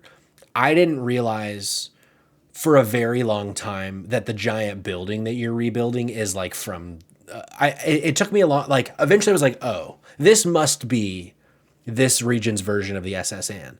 But I didn't remember that from what is that from the first gen too? Okay. There's always a big department store in every Pokemon game, and that was the first one. And it's pretty deep into the game, like more than halfway through. And you get there, and it has the multiple floors, and each one has a different specialty of things that they sell. So it's like if you haven't found things that are like on the beaten path, off the beaten path, you can go there, and like that's where a lot of people level up like their Pikachu into a Raichu because you can buy a Thunderstone. I see, like, and there's crazy exclusive balls and the PP ups and whatnot. It's very good. Yeah. Did you have a favorite quest? Now that we've kind of talked about all the main areas, like you said, the Torkoal one is you hated. Was there a specific quest that you really fucked with? Definitely just the Bleak Beach thing. I think like the Mosslax hook was the most interesting, like trying to get all of the electricity put together. And I think that one had like the best progression where I got cool stuff and I was able to change the way that I demolish and build, I think, a lot in the rocky area. But in the water area, getting the electricity and then getting the mobility of like the surf, like turning into the Lapras form was a game changer for me. And it made exploring that area even better. I had a question for you. Did you I was so tempted by that fucking, what I thought was a massive structure or building. I didn't realize it was a boat until I was on it and realized I was on the SS Anne. Did you wait to surf over there, or did you build a land bridge? I built a land bridge. Yeah, Yeah. land bridge. I built a lot of land bridges. Like it wasn't until in post game you get the ability to put down like 9 tiles at once. It wasn't. I was like, man, I wish I had waited to build land bridges because that would have been so much easier and faster. But I built a land bridge basically everywhere that I needed to, because even like once I was Lapras, I did. I mean, I guess you didn't need a different land bridge at that point. I built the little bridges throughout the city, but yeah, I built one from like the main square to the other door that's in Bleak Beach as well. Even though I could have just Lapras over there, I still built one. Because it feels good. Like, especially, I've mentioned on a podcast recently, Rose and I are watching Mad Men through, and like we're burning. We're on season 5, I think now. And it's like, there are fewer things that I love more than having a game like Pokopia, Animal Crossing, any of these, like, you can be mindlessly doing so many tasks handheld while watching a show. It is just like such a turn your brain off, dissociate from the troubles of life, and just lay down asphalt streets all over the Skylands sword. One more time, give it to me. Sparkling Skylands. Sparkling Skylands. I don't know that I'm ever going to call it Sparkling Skylands off the jump. I don't think so. You can call it SS for short. That's not taken, right? Well, I have the SSN. But yeah, so I think for me though, I think I really liked everything with Pikachu. Like the whole getting him his electricity, and like you said with Moslax. But there was something that I really, really loved about rebuilding the warehouse or the department store. And I think part of what I really loved about it was I didn't really know what I was building toward, since I didn't remember the department store from the game. But I was so like, because I think you build 4 floors. The first 2 floors that I rebuilt, because it requires a lot of shit to rebuild them. I was like, I wonder if this is the end game, and I'm like getting ahead of the end game. So I had this fun thing. I was like, you know what? I'm gonna fucking do this. And then I was like, no, this is like main storyline is rebuilding the department store. But I had a really good time. It is like kind of the last main quest in a lot of ways. Like, yeah, I don't love that structure. Yeah. Of like it kind of the ending to each of those 4 areas being a little bit unceremonious, and then real end game progression being tied to a quest that you've had since the beginning was a little bit odd to me. Sure. See, I had kind of kept up with that. I had kept up with the lighthouse in the first area, the whole game of like the second that I saw that I could get paper, I was like, okay, I got to go take paper. I know where to that the goes. thing. Right. Because and then by the time I finished Sparkling Skylands, I could finish the rest of the quests for the lighthouse all back to back to back to back. The only one that took some time was building the electricity to it, which was fun. So I was in the spot where when I finished the department store, my current task was supply electricity, and I was like, well, I'm not fucking building shit here right now. So then I built Skylands, and they're like, you could check out more of that tower. I was like, fuck, the tower is the end game. I had to fucking build up. Yeah. I was like, God damn it. I wish I was fucking rocking these windmills and shit like that before this. But I don't know. I think the mission structure of that 4th area was, I wanted a little bit more payoff from completing that area, and I thought maybe there would be 1 additional area. I thought that there was gonna be 5. 4 felt weird. Like I thought there was a part of me that thought we were gonna go 8, because you start talking about Pokemon areas and start gym badges in these cities and shit like that. I was like, are we gonna fucking split off again and then come back? Like, could this be like Donkey Kong Bonanza? I think does that well, of like you have like branching paths twice when you're going down the layers. I agree. And when I started to realize that, like, I was like, hey, something's being blocked. There was like that one path, and I realized that you can get to Sparkling Skylands from either of the 2 areas. Once I realized that gate didn't lead anywhere, it just led back to like area 2 or 3, whichever one I entered from. I was like, fuck, this is it. The one thing that I did do, and that I will attest to also, is I think that final quest of getting the entire tower built was good, because I thought I was rebuilding it completely with the first floor. And then once I complete the first floor and they ask for the second floor, I go, fuck, what else do I need? And it's the only thing in the game that I Googled, like, not like spoilers of, but I was like, hey, what do I need for floors like 3, 4, 5? How many floors are there? Like that. Let me get a list of fucking ingredients, because at that point, I remember very well exactly the night that this was, because it was like a little bit past midnight and I had just done the first floor and then realized that there was another floor to do. And I was like, oh, that one's going to be an hour or two, but I have everything that I need. So an hour from now puts me at like 1:15 in the morning. And if there's 3 more floors or 2 more floors and each one's an hour, but I have the things ahead, then I could finish the game by like 3:15 in the morning technically and still get to sleep at a reasonable. I was just like, fuck it, I'm in. And I just started massing. I played until like fucking 5:36 in the morning that night, and I crunched out from when I did the first floor to the 4th floor and completing that complete area. Oh, wow. Which was awesome. Really fun night of like grinding and like backtracking and like a good job of like putting all of your skills to the test thus far of like the things that you need to collect and the Pokemon you need to bring. And you have that whole fucking city pitching in on that last floor and shit like that too. It's really cool. Man, the hour, like I was playing this game like it was a second fucking job. Like I was looking at, I like when I'm playing a game this much on the Switch, I like every couple of days checking in on the Nintendo Switch store app so you can see like how much time you played per day. I'm putting like 7.5 a day in this game, and I'm like, fucking Christ. But I've gotten to a few of those, like, all right, it's midnight, I really should, and then it fucking cut to 3:30 a.m. and I'm like, oh my god, my eyes hurt, I have to go to bed. Here's a question for you in terms of the story, talking like this is full story stuff. Yeah. There was a note that I found after I hit credits, which I also want to talk about what happens after the credits too. Yeah. Or during the credits. That alludes to the lighthouse being a rocket. I didn't find that until after. Had you found that? Okay. So I had no idea. I mean, I knew it was, this is such a fucking funny thing, but like, Team Rocket's blasting off again. They said it in the anime a bunch. Yeah. But I feel like in the game, you never really associate Team Rockets with rockets outside of their name being Rocket. Correct. Never once did I ever think that this lighthouse was going to turn into a rocket. So I had found, and it's like in hindsight, I'm like, I'm such a fucking idiot, because I want to say I hadn't left the first area yet. So I'm 15 hours in at this point, 10 hours in. And I was like, you know what? I want to see what can I find in and around this lighthouse. And I got in. This is probably most people find this, but there's a way that you can get in from like the back corner. And I was like, oh, this is like Team Rocket's base.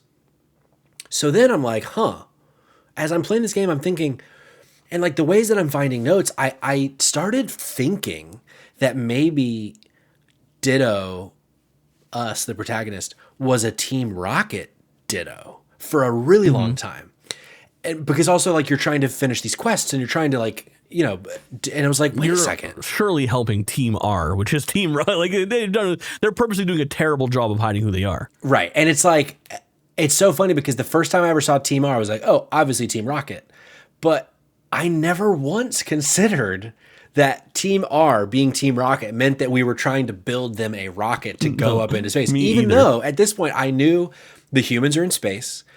Yeah. And Tangrowth's professor hoped that maybe he would find Tangrowth again one day, and like all this like really beautiful stuff that I'm so surprised still is in a Pokemon game.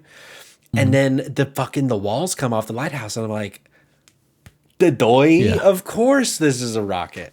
But man, that the credits of this game, dude, are you really joking me, Jake? I got chills again, actually, just thinking about it. Like, it has no business doing what they did. And the final like message of hope of like the delivery of the message, because it's the picture that you fucking it's so fucking good. When it's like, okay, we just need you to do one more thing. Take a picture as if it's the last thing you'll ever see of this island, or however they word it. I'm like, yeah. I was like, are they about to fucking send me to space? Yeah. And then I was like, oh, of course, it's the picture that we sent It's to a space. proof of, yeah. What was your picture? It was fucking the Kanto trio chilling. It was more than the Kanto trio, but it was like a bunch of the Pokemon, but including Squirtle, Bulbasaur, fucking Charmander, and like the original straw bed that I had never like fucked around with. Like that very much like my first town center area. I did something very similar. I took a selfie with Bulbasaur and Squirtle, and we all like did some stupid face at the camera, but it was in that first area of like where it all started, because I was like looking through the pictures that I had taken. He's like, the fun thing that you're in an area and it's like, oh, there's a photo op moment, and it's like I pull the thing and like those pictures always suck. They're never good. But I didn't have a good one. So I was like, okay, let me take one. But then it was like I tried taking like a picture of the whole first area. I was like, it doesn't look as good as I wanted to, and I'm not about to build shit just for this picture. Right. But yeah, man, the idea that it's like I want to go like 9 different ways at the same time. The idea of building this rocket with the sole purpose, and it's Team Rocket that has this rocket be built, being the sole purpose of like letting the humans know that like y'all are good and you made it and you can come back is so like something that I'm curious if you ever had this. It wasn't a struggle, but it was this like dissonance almost of like Team Rocket is always the bad guys. But it seemed like in the context of this game, this Team R grunt that is like leaving the notes and stuff, it kind of seemed like this guy like wanted to help. I don't know. I was getting this like mixed messaging. I think the enemies, they love to do like the morally gray bullshit where like Pokemon has devolved quite a bit in its years, but if you play like fucking Sun and Moon and like the antagonists in that game that want like world domination, but the actual like grunts are usually not bad people. They're caught up in a situation. So that character didn't read unlike any other Team Aqua, Team Magma, Team Rocket grunt from any of the other games. Okay. I think that usually like they're, ne'er-do-wells, but it's not a fucking dire villainous situation more often than not. There's usually only one like primary antagonist who's like actually a piece of shit, and they're either going to get fucking blasted off into the universe or they are going to reform and change their fucking ways. Yeah. Man, I thought so often I feel like a game of this style where it's like a lot of its story is being told to you however you happen to pick up the notes. I feel like so often those stories can fail, but I feel like I don't know how they min-maxed this, like where these items are specifically, because I feel like the drip feeding was so well done, other than like a couple little moments I had where I was like, I wish I had found that earlier. At this point, I probably should have looked this up too, but I think it might. There are triggers that spawn things, right? Like back in areas that you've treaded before, because I feel like later in the game, I found things on paths that I had like, there's no way I walked by this fucking tablet. Like there's just no fucking way that I left this lying on the ground. I do know. I mean, there's one of the quests in Rocky Ridge has a thing spawn in front of the Poke Center to. It might be a post game quest of getting Chef Dente to like be a better cook or whatever, and you're like looking for the secret ingredient, and it isn't until that dialogue that it spawns. So it probably is. There are probably things that spawn in different areas. I feel like for me though, I never saw stuff wide out in the open in backtracking. It was always finding that like rock style that says bust this wall down. That was when I was like finding the lore drops, was like, or in the last area going all in and out of the different buildings and broken down areas around the different islands that let's see. Blaster Goblin in the chat. Daggum. I was hoping to listen to an episode of Bald and the Beard, but unfortunately I haven't finished Pokopia yet. Well, it's too bad because we're in the fucking thick of it right now. We're talking big old spoilers. A cool moment that I had in the first area, but like so far into the game. So at this point I had found probably 20 of the mysterious slates.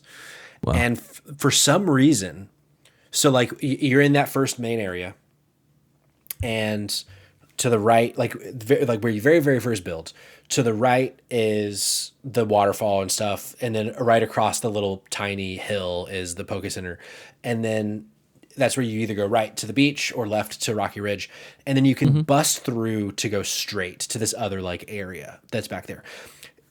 Have you found the spot where you can put mysterious slates up against the wall? Like, have you found that part yet? Yeah.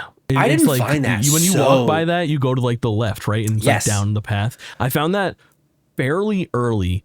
I found it so late. Like, yeah, I think it wasn't when I had already been to area 2 or 3, but it was when I came back from one of those routes. And I think I was fucking with Rock Smash, maybe, or Graveler form. And I was like, let me make all this shit more traversable for me if I'm trying to like hop skip back to this area. And that's where I found that. Yeah. Yeah, I had found, I don't remember, I think it's that back area. There is, once I got the cut that I could power up to cut through a gate, I was like, I want to go cut through those gates in the first area and see like what's behind those things. And you go down there and there's like a bunch of turns you can take. And then eventually I stumble into where I can put all of the mysterious slate pieces. And then I follow that once I put them all up and I walk. I was like, I've run past this square of wall that I could have busted through probably 75 times. And I just never noticed. It just blended in for me, which that was a fun moment of like, it's been here the whole time. Yeah.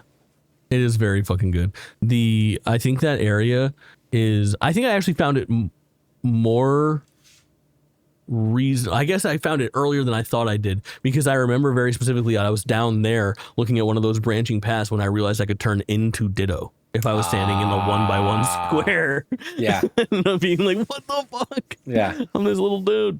Crazy. I do love the turning into Ditto, and then also like if you just fall from the heavens and land on the ground, that you just perfect. It's like there's so many little things like that I just admire about this game, that it's like actively trying not to punish you throughout the game. It's like, no, like however you want to, if you want to just dive from the sky, do it. I don't care. Which I feel like so many, especially like survival games, it's like all health based and shit. And I was like, I'm so glad that this game doesn't have that. And it's just the PP, because that would have been a big detractor for me, for sure. For sure. Do you think that you're gonna keep fucking with this game more post credits? I'll go back. I think one of the things that I want to do is I have a little bit of like, not completionist in me, but when it comes to Pokemon games, like I love getting my legendaries. I love to get that like fucking collection going. Look at you go. Who do you have? So I mean, the ones that you just unlock naturally, but then I have 2 of the birds, the main birds from Gen 1, and then I also have. I mean, do you want me to answer this question at this point? I have Mew as well. I have unlocked Mew. Ooh, sick. Which is great. And I learned so like when you get Mewtwo doesn't get to live with you, at least yet. I do think that there is a way to get Mewtwo to live with you, but he goes away when he shows up at the end of the game. But you got a roommate? I do. I have a roommate in every island. And in the main island is Pidgey. In the first place, it's Pidgey. Second place, I have a few of them. I have like one of the really big houses, and I have like 5 people that live with me. Yeah, I got Torchic in there with me on the second one. And then the final, the fourth area, I am bunking with. No, well, yes, but it's both. It's Ralts. Is Ralts the first for Gardevoir? I think so. It's Ralts and Gardevoir on the top floor, and then Abra and Alakazam on the bottom floor. And me just wherever it has me wake up. I think I'm on the couch in the living room. Right. But Mew you can invite to live with you when you find Mew. Yeah. And then I also learned, this is like a post-game trick. Any legendary or mythical Pokemon, when you find them later in the game, they will make your environment increase go a lot faster if you focus on them. So I brought Mew from the first area to Pallet Town, which is where I'm spending a lot of my time in the post game. We haven't said the word Pallet Town. Yeah, we haven't said the word Pallet Town yet. Insane. And in Game Pallet fucking Town, rules. that took me from like the top of like environment level 1 to like the end of 2. Like I think I'm about to be at level 3 already just by breaking Mew essentially. So that I thought was cool. It was like, and then there's a little note. It's like if you focus on making the mythical and legendary Pokemon happier, then like it'll grow faster, which is like, oh, that's fun. But yeah, there's Pallet Town, man.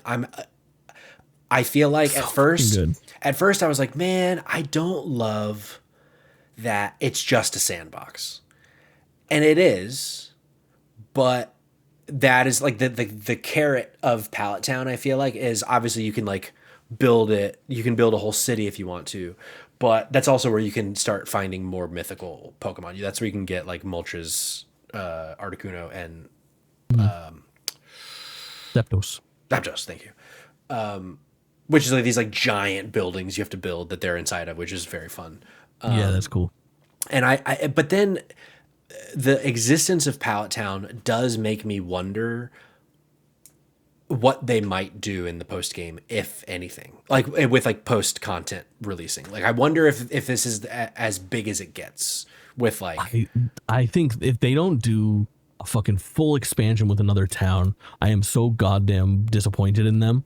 Like, I feel like its best moments are its curated, despite it being a game that you can go wherever and do whatever and make things however you would like. I think when you're on the rails, this game is at its best. I think like moments of like seeing Kyogre the first time, the fucking blue whale, like the first legendary that you see in the game, which like for me was only like 5 or 6 hours, 7 hours into the game. Yeah. And I was like, what the fuck? This dude just rolled up and he says things like, yo, like it's so fucking cool. And I would love to see them at least take one more shot. I mean, give me little small updates with like an additional Pokemon and stuff, but give me one more thing. Give me like Victory Road, or like give me the Elite Four area. Give me one more fucking city, Cerulean City or something like that, where there is another legendary Pokemon encounter, another conflict to resolve, another area to repair. Because that's when I think it's the best. Because we got, well, there's 4 of them, right? So the first one is Kyogre. The second one was Raikou. Raikou, yep. Volcanion and motherfucking Mewtwo, motherfucking which was Mewtwo. sick as fuck. Which was sick. Although I did, when Mewtwo shows up, I was like, really? Again? But it's like, you know, it had to be. It had Dude, to be. There's a few things that make me feel cooler than rolling up on Mewtwo in a video game. Sure. But I do like that the only time that they ever play that when you emerge on the roof, yeah. When there's like that end of the world moment is happening, end of each biome moment is happening. For all 4 of them. It's good. Yeah, I do hope that we get more biomes, but then it's like, okay, well, if we're getting more biomes, how, like, because I totally agree with you. The game is absolutely at its best when you are following the story and going from one biome to the other, looking for clues, figuring it out, and then doing Tangrowth's quests. It's like, now that we have sent help back to the humans in space, are we gonna get another biome? Because like, what, unless it's just another sandbox, like, what do you know what I mean? What are you gonna do? So here's the thing that I was thinking about is, okay, if we are talking about this team that's on Dragon Quest Builders before, we can look at Dragon Quest Builders 1 and 2 and the release times of each of those, possibly inform, because I mean, this is a game that's going to get a sequel 100%. And the question internally now, as these results roll in, is, I'm sure they're working on DLC. The question that remains is, how much DLC are you working on, and what are we doing for Pokopia 2? Because that is a no-brainer that is happening.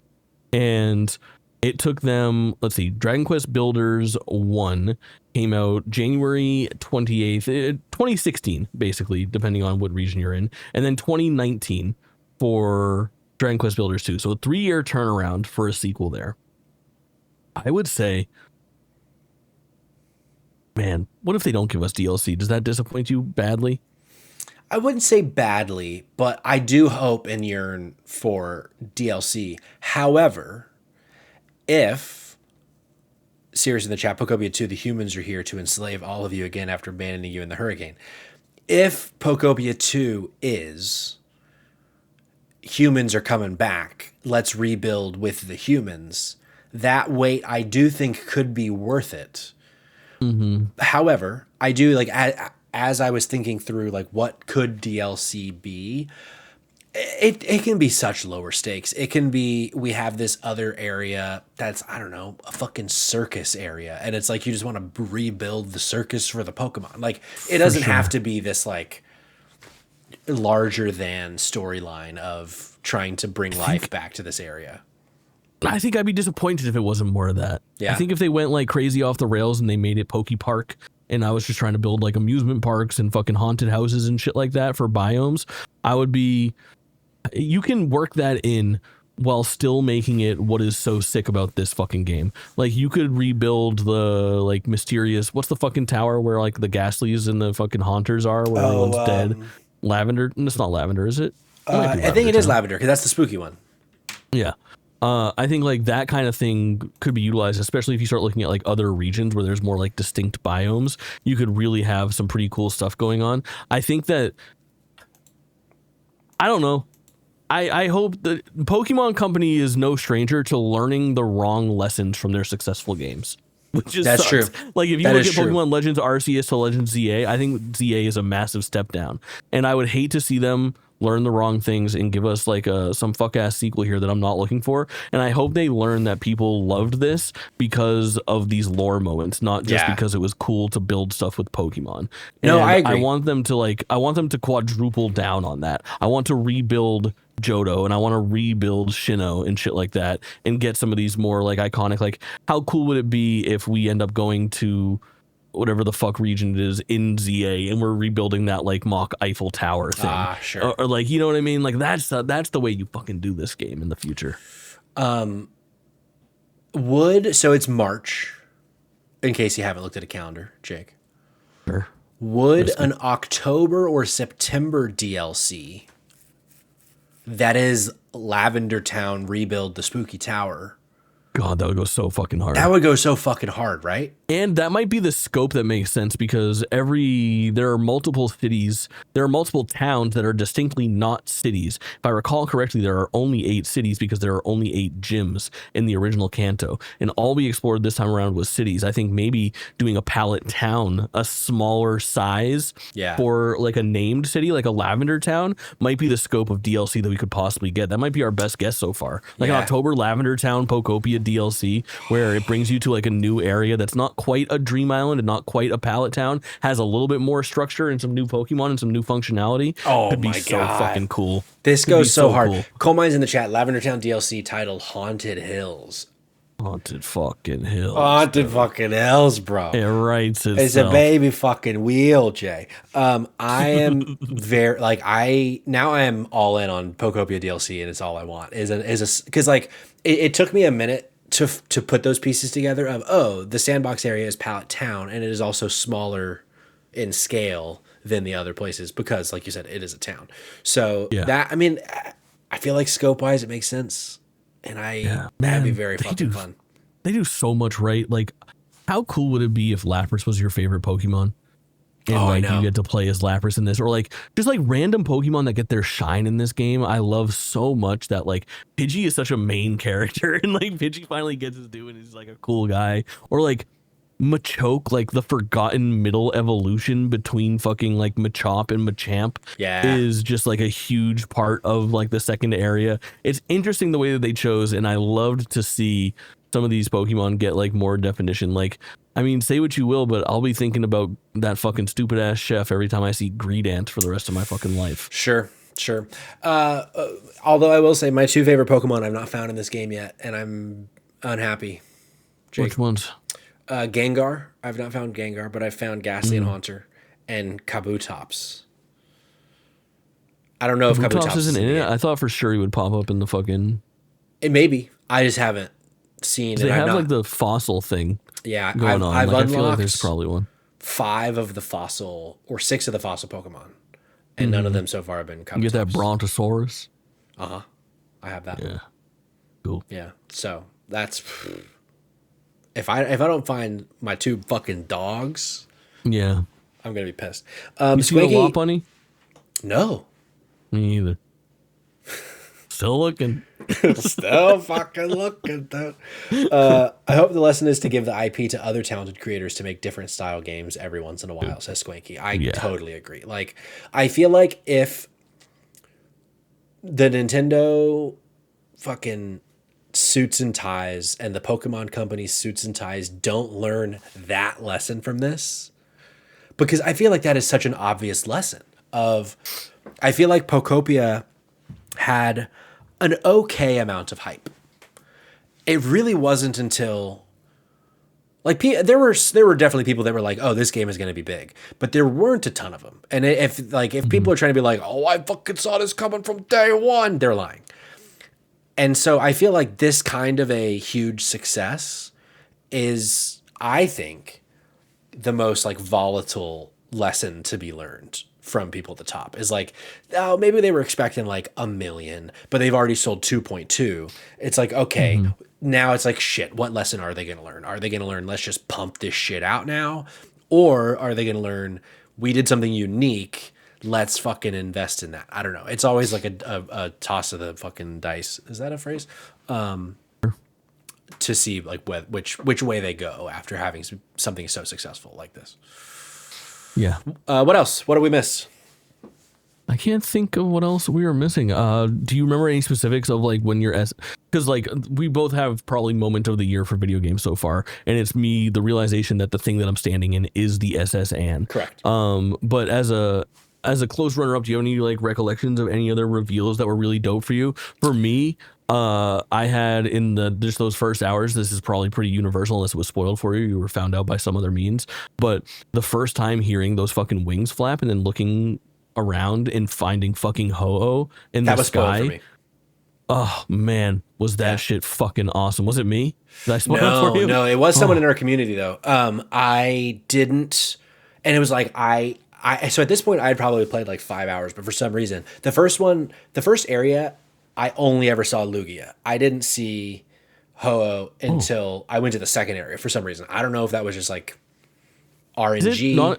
I thought it was, I didn't realize. Well, no, because the one who spoiled it for me was them posting a clip of seeing Ho-Oh for the first time, and for me, that whole first area, I only ever saw Lugia. I had like 9 silver feathers by the time I left the first area. But I had not seen either of them until I see this clip posted, and I turned the game on, and 5 minutes into that game, in that playthrough is when I saw the first. I was like, man, I just missed it. But so that moment didn't hit for me at all. Do you know the Pokemon anime, the first episode, the Ho-Oh thing? Yeah. So fucking cool. So good. Does Ho-Oh ever come back in the anime, or is it just in that first episode? Fuck if I know. I don't think it anime is like weird because like Ho-Oh, there's weird lore. I would love to see someone get it down in chronological order of how it works, but like because of where the anime made its way localized here before Gold and Silver did. So the first episode of the Pokemon anime aired here, and we had never seen Pokemon Gold or Silver before. It was only the original 151, but randomly there was this Pokemon that no one knew of before. People were like, that's just Moltres, and everyone's like, no, it's not, dog. That ain't fucking Moltres does not fucking look like that. Yeah. And that was weird. And then there's like a whole thing, like Pokemon the first movie has like fucking, like the first Pokemon that we saw from the second iteration was like Dawn Fan. Like, no, the little like the rolly elephant guy. Yeah, the rolling elephant man. Yeah. But I will say a moment for me that really sticks out, and it sounds hypocritical because I don't remember the exactly where I was in the game, but I had been playing for several hours at this point, and I was like talking to Rose, like I found a couple things. Like one of the first things I found, I'd found like 5 or 6 notes that were fluff. Just like, oh, sale at the fucking Pokemart or whatever. And then I found, the first time I started to find something about the lore was the hacker. It was hacker note like 6 or something. Hacker note 3, yeah. Yeah, sure. Whatever. And he's like, it just seems like, I looked into this even more, and it just seems like maybe there's something really big that's going to happen. I was like, okay, first nugget. Let's keep looking. And I had started piecing it together. And I was like, Rose was like, oh, like you seem to be really enjoying this. I was like, dude, this game is fucking unbelievable. It cut to an hour and a half ago on the podcast. All the things I said, I was saying to her. And then I was like, and I think like there is this like post-apocalyptic thing. Like I can't quite. There's something has happened in this world that has made the humans go away. This isn't just build a town for Pokemon. Like there's something bigger here. And I was playing on the TV and she was like scrolling on her phone or whatever. And I was like, see, fucking look. And it was a note that was very much like my theories completely confirmed. And I was like, what the fuck is this game? Like that, So that sick. just like general moment of like finally seeing like, okay, they are no longer beating around the bush. This is exactly what is happening was like oh my fucking God. Who saw this coming? That like this story is something about like so much bigger than just build the thing and have a good time with Charmander was like that as like a very general, like loose moment was a really cool aha for me. Very good. Yeah. I feel like I think we covered it. Pokopia, baby. Pokopia, dude. Actual game of the year contender. Hey, no, I got for a sure. question for you. Well, you're Yeah. not done yet. Right now, gun to your head. Yeah. Resident Evil 9 or Pokopia game of the year? For Pokopia. Yeah. Yeah. I was so fucking confident after those first like 8 hours of Requiem. I was like, man, I am just so impressed with this game. I cannot believe how much they knocked it out of the park. It'll be tough. You're just like, oh, maybe it'll be Crimson Desert. Maybe it'll be Wolverine, blah, blah, blah. But serious, I'm not done speaking.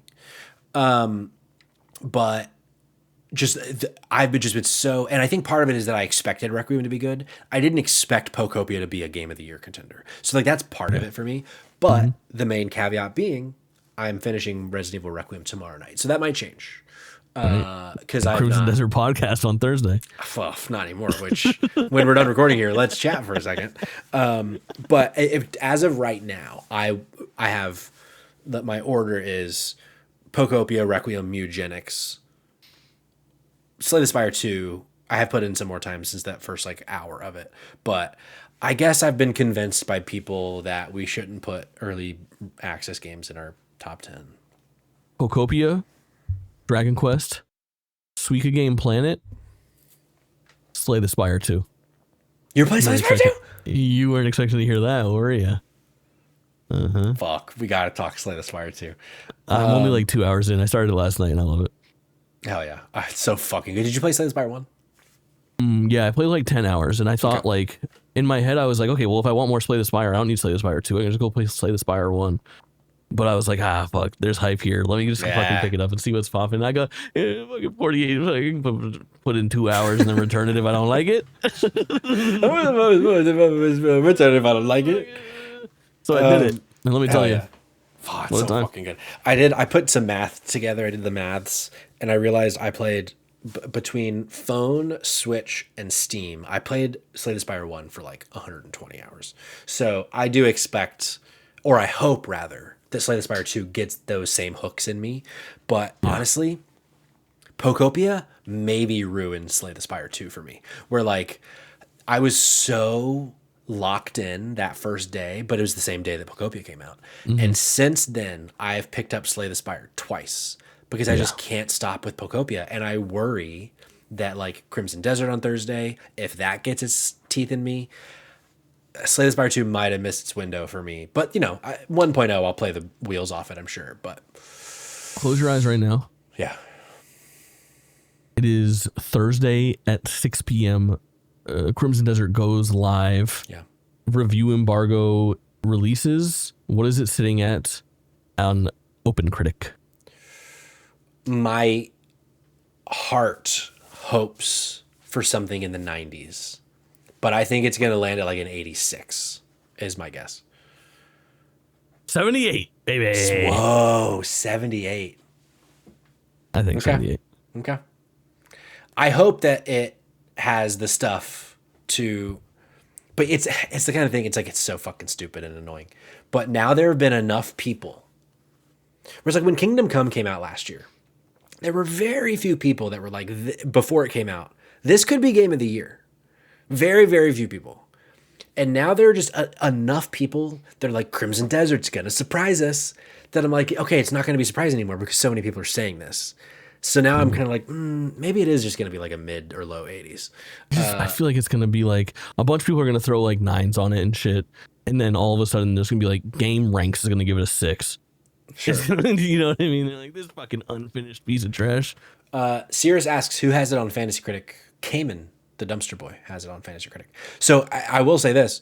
If it does really well, if it does hit 90s, he's in the pole position with a 90 from Eugenics and then a 90 from Crimson Desert. He is certainly crazy off to a great start. But fucking Cog, dude, absolutely. Have you seen this? Have you heard about this? He had drafted 1348X Voto. 52. That game fucking sucks. 52 on Open Critic. Homie has lost like 18 points because of it. That's so funny. Unless everyone else gets hit with a huge counter pick, dude's gone. His hopes at repeating is finished. Yeah. Which I love to see, since he beat me by 0.39 last year. Yeah. It's nice. Jake, any final thoughts? No, Pokopia rules. Go play. Go buy a Switch fucking 2. Yeah, go buy a Switch fucking 2, bro. Fucking 2. Fucking 2. Thanks for being here. Thanks for watching. That is the end of our podcast. If this is your first time here, we had a first time chatter earlier. We do record this podcast every Tuesday night, and we are about to hit episode 200, which is going to be very exciting. We have a big announcement. We hope to see you there in the chat on April 7th when we do that around 8 p.m. Eastern time, right here on twitch.tv/SpotlightGameSpot. And then I hope to see you later in the week, tomorrow night, for Resident Evil Requiem finale on Drop In, Drop Out, and also whatever we're talking about Thursday, which no longer is Crimson Desert, let me just say. But good podcast. I assume that a lot of people that are going to be listening to this will be listening to it months and months from now. So if you're watching this on YouTube, you're listening to it on podcast services, let us know. Join the Discord, dropindropoutpod.com. We got Cash Crow TV in the chat. What is up, my dude?